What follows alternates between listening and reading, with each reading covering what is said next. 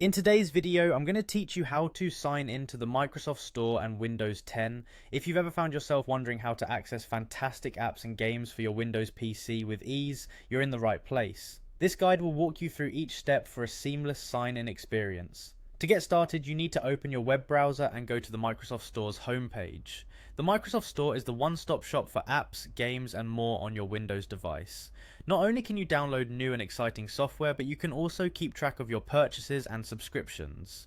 Once you're on the homepage, look towards the top right corner of the screen where you'll see the Sign In option. Click on it. This button is your gateway to customization and personalization, giving you access to all your previous downloads and managing your settings.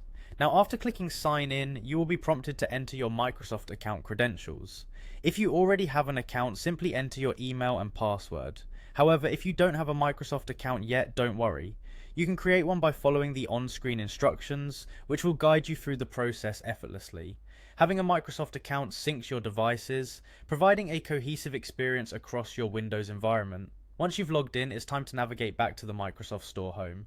The home screen is packed with recommended apps and popular games, ensuring you always find something new and interesting to explore. Feel free to browse around these sections where Microsoft curates content tailored just for you based on your previous activity and interests. If you're curious about items you've purchased in the past or want to review your transactional activity, you'll want to head to the order history section. This part of the Microsoft Store allows you to view your past purchases, providing a detailed summary of everything you've downloaded or bought through the store.